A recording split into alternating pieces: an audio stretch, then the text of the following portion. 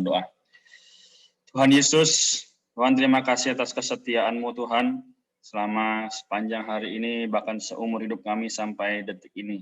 Kami juga berdoa supaya melalui firman-Mu yang ada di dalam Alkitab, bukan hanya menjadi tulisan hitam di atas putih, tapi betul-betul yang adalah Allah itu sendiri menjadi pengalaman kami. Tuhan berkati teman-teman yang belum bisa bergabung, juga berkatilah malam hari ini. Apa yang akan kami baca dan bahas, biarlah diri-Mu semakin menjadi terang kami. Terima kasih Tuhan, kami sungguh mengucap syukur, kami berdoa, kami mau supaya diri-Mu mengisi kami juga tinggal dalam Engkau. Kami mengucap syukur, kami berdoa. Amin. Baik, kita akan mulai ya. Yohanes pasal 6, ayat 52 sampai pasal 7, ayat 9 ya.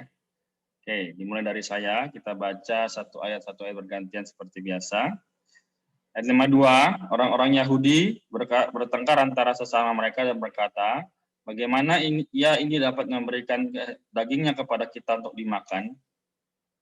Ayat 53, maka kata Yesus kepada mereka, aku berkata kepadamu, sesungguhnya jikalau kamu tidak makan daging anak manusia dan minum darahnya, kamu tidak mempunyai hidup di dalam dirimu.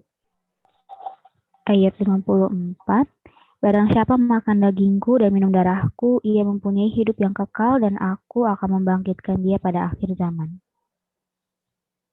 Ayat 55, sebab dagingku adalah benar-benar makanan dan darahku adalah benar-benar minuman. Ayat 56, barang siapa makan dagingku dan minum darahku, ia tinggal dalam aku dan aku di dalam dia. Sama seperti Bapa yang hidup mengutus aku, dan aku hidup oleh Bapa. Demikian juga barang siapa yang memakan aku, akan hidup oleh aku. Lihat 58, inilah roti yang telah turun dari sorga, bukan roti yang dimakan nenek moyangmu dan mereka telah mati. Barang siapa makan roti ini, ia akan hidup selama-lamanya. 59, semuanya ini dikatakan Yesus di Kapernaum ketika ia mengajar di rumah ibadat. Ya, Raul ayat 60. Amin. Murid-murid yang mengundurkan diri di Galilea. Ayat 60, sesudah mendengar semuanya itu, banyak dari murid-murid Yesus yang berkata, perkataan ini keras, siapakah yang sanggup mendengarkannya? Ya, ayat 61, Yesus yang di dalam hatinya tahu bahwa murid-muridnya bersungut-sungut tentang hal itu, kata kepada mereka, adakah perkataan itu menggoncangkan imanmu? Ayat 62, dan bagaimanakah jika kamu melihat anak manusia naik ke tempat di mana ia sebelumnya berada? Ayat 63, rohlah yang memberi hidup, daging sama sekali tidak berguna. Perkataan-perkataan yang kukatakan kepadamu adalah roh dan hidup. Tetapi di antaramu ada yang tidak percaya. Sebab Yesus tahu dari semula siapa yang tidak percaya dan siapa yang akan menyerahkan dia.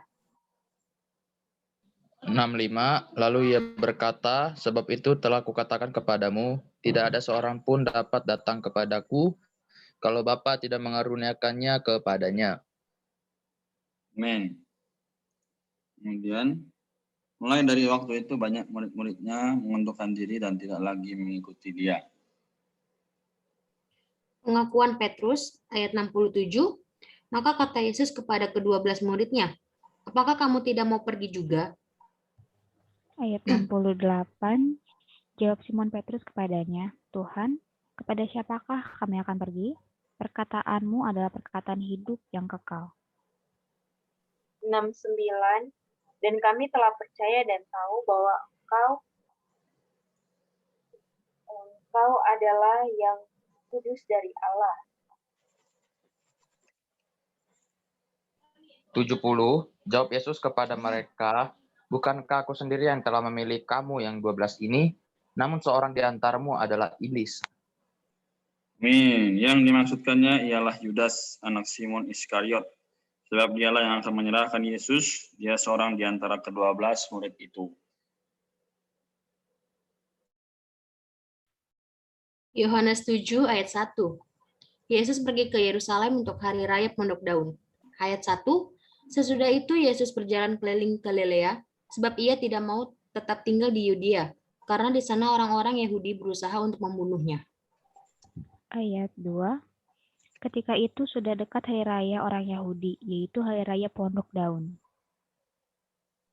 Ayat 3. Maka kata saudara-saudara Yesus kepadanya, berangkatlah dari sini dan pergi ke Yudea, supaya murid-muridmu juga melihat perbuatan-perbuatan yang engkau lakukan. Oke. Ayat 4. Sebab tidak seorang pun berbuat sesuatu di tempat tersembunyi, jika ia mau diakui di muka umum. Jikalau engkau berbuat hal-hal yang demikian, tampakkanlah dirimu kepada dunia. Ayat 5, sebab saudara-saudaranya sendiri pun tidak percaya kepadanya. Ayat 6. Maka jawab Yesus kepada mereka, waktuku belum tiba, tetapi bagi kamu selalu ada waktu. Ayat 7. Dunia tidak dapat membenci kamu, tetapi ia membenci aku, sebab aku bersaksi tentang dia, bahwa pekerjaan-pekerjaannya jahat. 8. Pergilah kamu ke pesta itu, aku belum pergi ke situ karena waktuku belum genap. Demikianlah katanya kepada mereka, dan ia pun tinggal di Galilea. Puji Tuhan. Amin. Oke, jadi seharusnya pembaca dan perjanjian namanya sudah dibaca pribadi, dan sekarang kita akan bahas mengenai ayat yang kita baca tadi ya. Jadi sebelum kita masuk ke dalam topik pembahasan kita, saya ingin tampilkan beberapa ayat fakta ya di sini yang kita tadi sudah baca juga sebenarnya. Sebentar. Oke, ini dia. Jadi dari ayat 52 itu, ya kan? Tuhan itu kan dibunuh ya. Katakan apa? Sesungguhnya aku berkata kepadamu, jika kamu tidak makan daging anak manusia dan minum darahnya, kamu tidak mempunyai hidup dalam dirimu. Nah, di sini artinya bukan berarti kita menjadi kanibal ya. Daging anak manusia dimakan, minum darahnya, bukan. Tapi ini ada lambang ya, yang dilambangkan dengan apa? Tubuh Tuhan dan darah Tuhan di dalam roti dan anggur yang kita makan setiap minggu hari ini ya. Oke, katakan lagi, siapa saja yang makan dagingku dan minum darahku, yang mempunyai hidup yang kekal, dan aku akan membangkitkan dia pada akhir zaman. Ya, sebab dagingku benar-benar makanan dan darahku benar-benar minuman. Wow. Jadi inilah fakta yang sangat menarik ya. Fakta yang begitu membawa kita maju sampai kapanpun harus kita ingat, yaitu jika kita makan roti, kita minum anggur ya, kita betul-betul mengapresiasi pekerjaan Tuhan. Semoga kita juga memiliki satu kehidupan yang normal ya, satu kehidupan yang mau datang pada Tuhan. Oke, sekarang saya tanya, teman-teman ada yang mau coba nggak temukan ayat penting daripada porsi hari ini? Ada? Saya 63, Bang. 63 saya.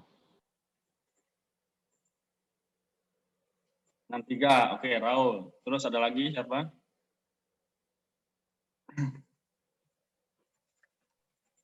Yunika atau Bella ada? Ayat 53. Oke, terima kasih. Ya. Oke, sekarang kita bahas ya.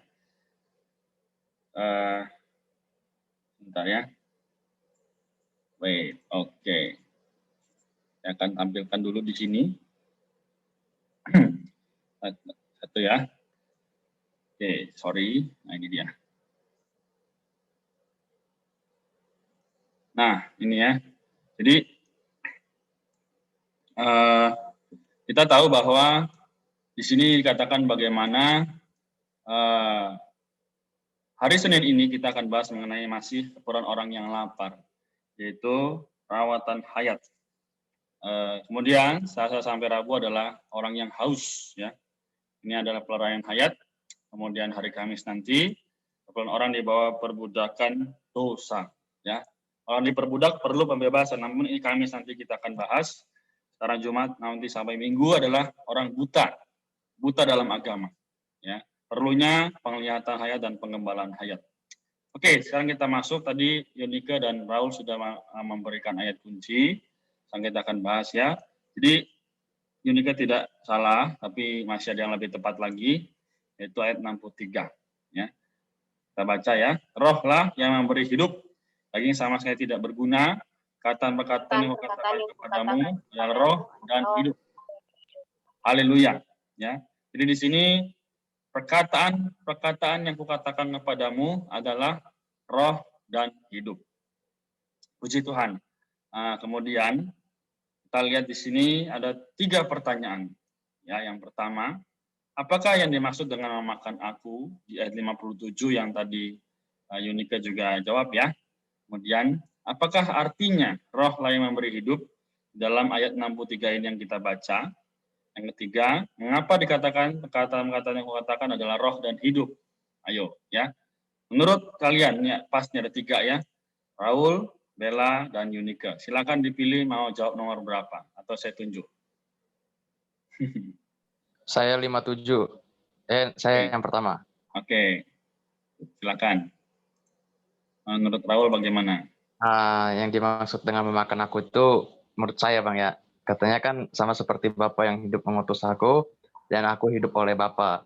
Demikian juga barang siapa yang memakan aku akan hidup oleh aku. Jadi di sini tuh Tuhan sebagai teladan bagi kita gitu. Tuhan aja masih mau ya hidup oleh Bapa, dia mau memakan Bapa gitu ya kan. Karena di mana kalau Tuhan hidup oleh Bapa, ya dia akan hidup ya seperti Bapa gitu. Demikian juga saya gitu ya kan, bila saya hidup oleh Tuhan, oleh Yesus gitu ya kan, saya juga akan mengekspresikan Tuhan gitu. Jadi di sini yang saya bisa dapat itu ya jika apa yang kita makan ya kita akan menampilkan hal yang kita makan, seperti kita makan durian gitu ya kan. Nah, keluaran atau output kita itu adalah durian. Tapi misalnya kita makan Tuhan gitu ya kan, berarti output yang kita hasilkan adalah ya Tuhan itu. Gitu Bang. Amin, puji Tuhan. Oke, silakan berarti Yunika ya, mau jawab nomor berapa? 2 atau 3?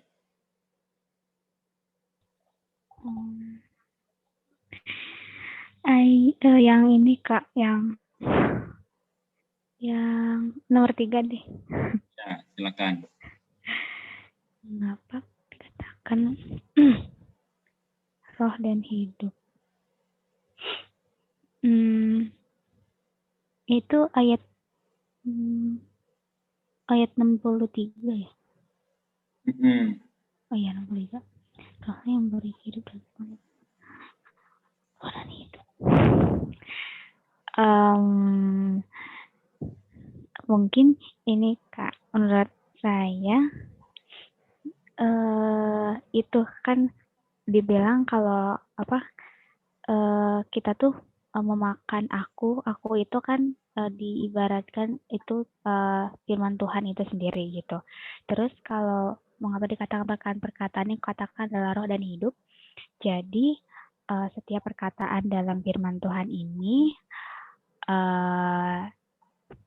itu semua perkataan dalam firman Tuhan ini merupakan bisa menjadi hidup bagi kita gitu Kak. Jadi apa ya? Gimana ya jelasinnya Kak, bingung. Terus Gak apa-apa, belajar. Gitu Kak. Terus itu kayak waktu itu pernah dibahas, katanya kalau kita mau berkomunikasi dengan roh, kita harus menghidupkan roh itu sendiri gitu Kak. Jadi kan manusia terdiri dari tubuh, jiwa, dan roh. Jadinya ketika kita membaca firman Tuhan, terus berdoa, itu roh kita yang bekerja gitu Kak. Mungkin ada hubungannya ke situ kayak Kak. Amin. Gitu Kak. Amin. Puji Tuhan. Jadi yang Raul sama Yunika jawab juga sudah benar. Namun kita akan bahas sama-sama supaya lebih sederhana ya, lebih mudah dimengerti. Oke. Jadi nomor 2 nanti kita akan sama-sama bahas saja karena ada Bella halangan ya, tidak apa. Sekarang kita lanjut dulu. Kita akan lihat sama-sama apa makna dari ketiga pertanyaan ini ya. Oke. Kita lihat nomor 1 ya. Tadi dikatakan Raul ya juga sudah benar ya. Jadi sebenarnya makan itu ya ialah menerima makanan ke dalam kita ya kan. Tadi Raul bilang makan duren ya. Kenapa durennya? Mungkin Raul suka duren gitu kan. Tapi hari ini kalau kita suka firman Allah, kita makan firman Allah, maka secara organik itu akan tercerna ke dalam tubuh kita ya. Dimakan Tuhan Yesus berarti menerima Dia ke dalam kita. Tercerna ya kan, tercerna terus setiap hari kita nikmati, kita makan meskipun aduh, ini ada yang nggak ngerti nih. Ini ada yang sulit, tapi ketika kita makan ya kan, kita menikmati Dia, maka kita akan hidup berdasarkan Tuhan yang telah kita terima. Ya, sehingga Tuhan yang telah mati, bangkit itu sekarang hidup dalam kita, betul-betul ternyatakan. Bukan hanya perkataan Alkitab, bukan hanya perkataan Injil Yohanes, tapi benar-benar menjadi pengalaman hari ini. Ya kan? Bella, Yunika, Raul ya lagi kuliah, lagi sibuk, ingat perkataan Tuhan, oh aku nggak boleh lelah, oh aku nggak boleh menggerutu, aku harus bersuka cita. Ini menjadi kehidupan gitu ya. Jadi inilah yang harusnya kita kerjakan hari ini. Kemudian nomor 2, jadi mau makan duren, keluarnya duren. Ya, Raul bilang tadi, mau makan Tuhan, pasti keluarnya Tuhan. Kita berbicara kepada siapa, kita menampilkan Tuhan. Oke, sekarang kita lanjut nomor 2 ya. Nah, katakan apa? Roh pemberi hayat itu dibawa masuk ya. Jadi apa sih yang dikatakan roh itu? Nah, di sini katakan, dalam 1 Korintus 15 ayat 45, bahwa setelah kebangkitan dan melalui kebangkitan Tuhan Yesus yang menjadi daging ya, ada di dalam Yohanes pasal 1 kemarin, telah menjadi roh pemberi hayat. Karena Dia adalah roh pemberi hayat, maka bisa menjadi hayat dan suplai kita. Wow, puji Tuhan. Jadi tidak hanya menjadi Allah yang jauh, bukan hanya menjadi Allah yang tidak kelihatan, tapi hari ini Dia menjadi segala kita. Ya, ketika kita datang padanya berdoa, membaca firman Tuhan, kita dipenuhi oleh roh, sukacita. Bertemu siapapun sepertinya ingin menyelamatkan mereka. Ya, demikian. Oke, ini maaf ada typo ya. Menerima Dia sebagai juru selamat yang tersalib dan bangkit, roh itu masuk, segera masuk ke dalam kita. Jadi nggak perlu tunggu lama lagi. Yang kita lahirkan kembali, kita semua telah menerima itu. Ya, Dia memberikan dirinya kepada kita. Kita terima adalah Tuhan Yesus. Tapi yang kita dapatkan adalah roh pemberi hayat. Yang kita terima adalah Tuhan Yesus, yang kita dapatkan adalah roh pemberi hayat. Jadi ini sungguh amat berkaitan dengan kehidupan kita hari ini ya. Bagaimana ketika kita berdoa, saya berdoa, Raul, Yunika berdoa, baca firman, menikmatinya, maka menjadi kehidupan. Inilah sudah menjadi roh yang memberikan kehidupan. Oke, kita lanjut ya. Pertanyaan yang ketiga tadi Yunika sudah jawab juga. Katakan, nah, ya.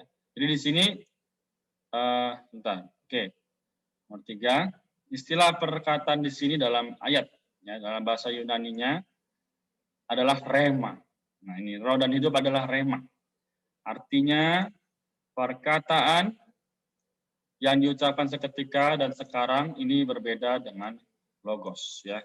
Jadi puji Tuhan hari ini kita bisa sama-sama mendapatkan firman yang hidup itu. Jadi rema yang hanya tulisan, maksudnya logos yang hanya tulisan bisa menjadi rema, ya.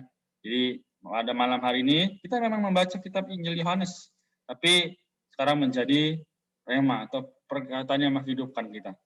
Nah, jadi puji Tuhan, secara memang misterius, ya, tidak terjamah, sulit dipahami orang, tapi perkataan itu konkret atau nyata. Nah, kan hari ini kita nggak pernah tuh melihat Tuhan Yesus seperti apa ya, kok Dia daging bisa menjadi firman, Dia daging bisa menjadi kenikmatan kita, bisa kita makan, bisa kita minum. Ini semua misterius.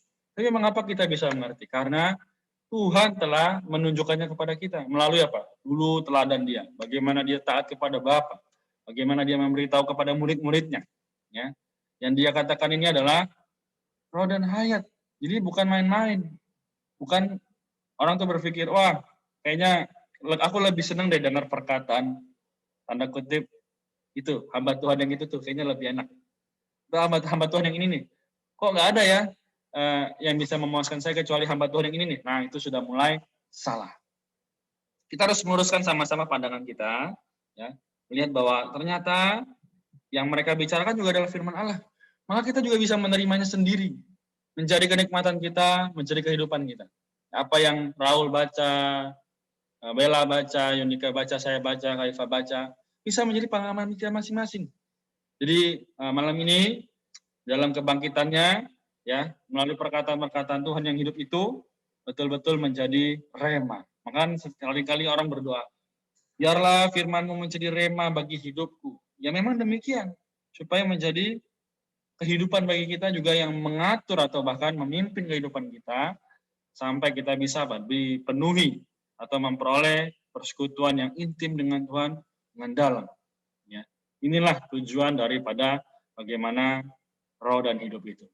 Jadi bukan hanya hitam atas putih, tapi benar-benar menjadi pengalaman yang konkret ya. Roh ini diwujudkan di dalam perkataannya. Jadi begitu kita menggunakan roh untuk menerima perkataannya, kita mendapatkan roh hayat itu. Jadi bukan berarti kok aku nggak dapat apa-apa ya hari ini ketika ikut Tuhan. Kayaknya nggak ada deh. Bukan hal jasmani teman-teman, tapi hal yang rohani yang begitu dalam kita, yang sebenarnya mungkin kita juga nggak ngerti.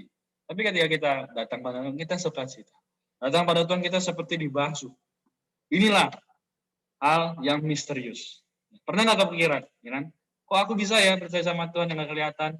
Aku bisa ya menikmati firman-Nya setiap hari, padahal aku juga nggak tahu Tuhan seperti apa. Inilah roh itu.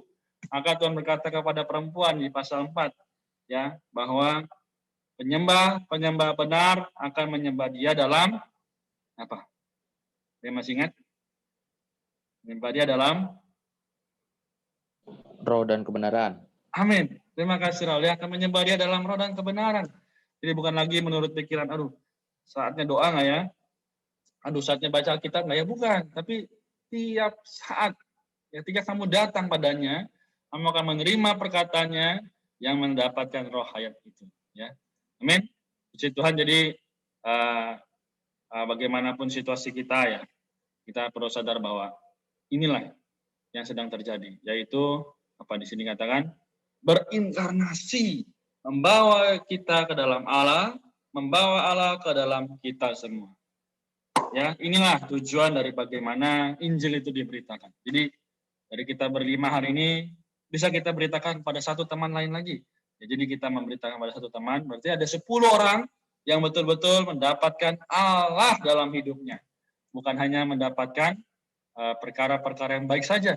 Karena perkara yang baik belum tentu berhubungan dengan Allah, tapi perkara Allah sudah pasti baik. Ya. Inilah menjadi tujuan hidup orang Kristen, supaya kita boleh menjadi penyalur-penyalurnya, menjadi utusan-utusannya, sehingga lebih banyak orang lagi percaya kepada Tuhan. Amin. Saya sampai di sini. Ya. Ada lagi yang mau bertanya atau mau membagikan daripada yang dinikmati atau dari seminggu lalu yang di-sharingkan? Ada? Raul, Bella, Yunika? Kalau tidak ada, saya bertanya.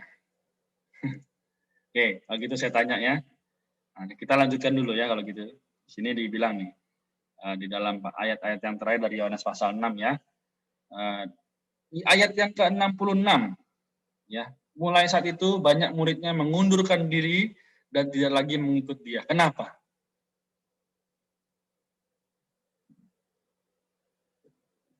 Kenapa?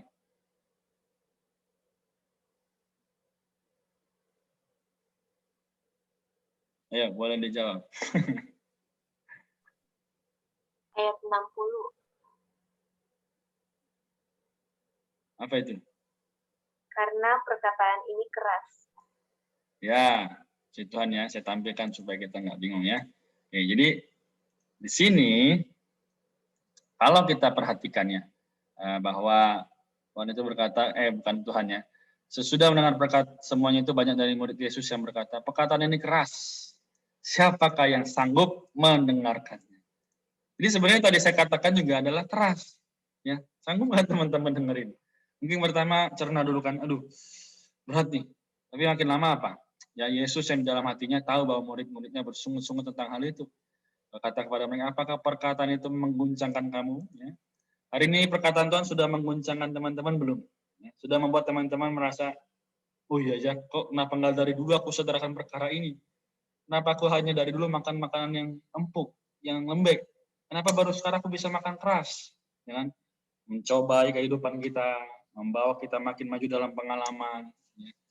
Jadi katakan sekali lagi, nih, mulai saat itu banyak muridnya mengundurkan diri dan tidak lagi mengikuti. So, mau bagian dalam yang mana? Mau bagian yang terus maju bersama Tuhan atau mundur mengundurkan diri, ya kan? Oke, jadi sekarang saya pertanyaan lagi yang di pasal ke-7 ya. Sini katakan, lalu kata saudara-saudara Yesus kepadanya, berangkatlah dari sini dan pergi ke Yudea, supaya murid-muridmu juga melihat perbuatan-perbuatan yang kau lakukan. Perbuatan apa? Perbuatan apa yang Tuhan lakukan?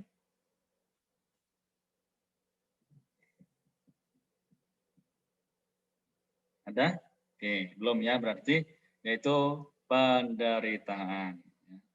Jadi sebenarnya yang Tuhan lakukan adalah menderita. Menderita karena apa? Ketidakpercayaan manusia. Banyak kali kita dengar bahwa banyak orang hari ini yang orang-orang muda mulai meninggalkan imannya. Atau kita dengar di Eropa juga mulai banyak gereja yang kosong bahkan dijual. Kenapa? Karena tidak mau atau tidak rela untuk menderita. Bahkan di sini katakan apa ayat 5? Sebab saudaranya sendiri pun tidak percaya kepadanya. Teman-teman masih mau percaya sama Tuhan? Iya, ragu. Ya. Jadi Tuhan Yesus, semoga kita semua diselamatkan. Ya, semoga kita juga semua bisa menerima pengaturannya. Ya, kita menjadi orang Kristen menderita, kita menjadi orang yang sungguh-sungguh sadar bahwa penderitaan yang kita alami hari ini adalah untuk sampai kepada kemuliaannya.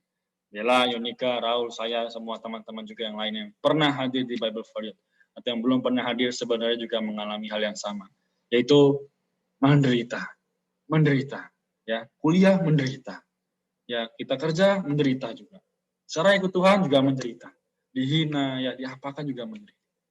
Pilihannya adalah, yuk mau menderita yang mana?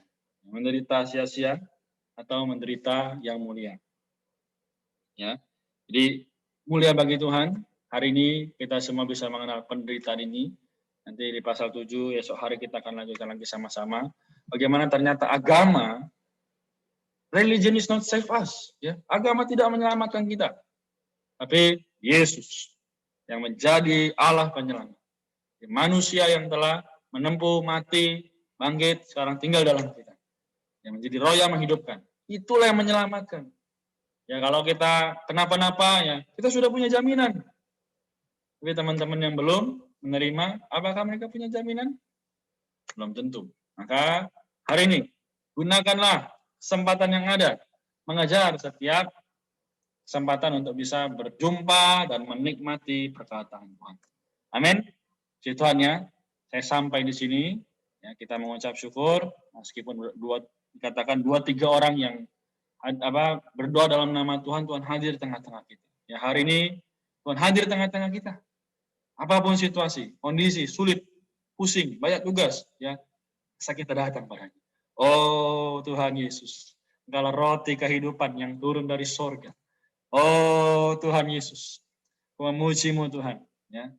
Jadi mari saya ajak kita sebelum tutup sesi ini, yang bisa buka mic nanti boleh bergiliran dengan saya, ya, berkata berseru sama-sama, Tuhan Yesus, aku cinta padamu, ya. Jadi setelah saya, siapapun boleh. Oh Tuhan Yesus, aku cinta padamu. Amin. Amin. Tuhan Yesus, aku cinta padamu. Amin. Amin. Tuhan Yesus, aku cinta padamu. Amin. Amin. Tuhan Yesus, aku cinta kepadamu. Amin. Tuhan Yesus, aku cinta kepadamu. Amin. Haleluya, ya. Mungkin masih kayak baru bagi kita ya, tapi belajar menikmati dia, mencintai dia sebagai kenikmatan kita yang sejati. Baik, sudah menit 30 ya. Juga nanti setelah ini ada kegiatan lain atau tugas lain boleh Tuhan sertai ya. Oke, sekarang saya minta tolong pada siapa nih? Oke. Karena tadi sudah dibuka oleh saya yang laki-laki, juga ditutup oleh laki-laki ya. Raul, boleh?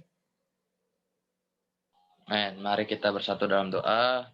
Tuhan, terima kasih untuk kasih setiamu sampai hari ini Tuhan, sampai detik ini juga Tuhan.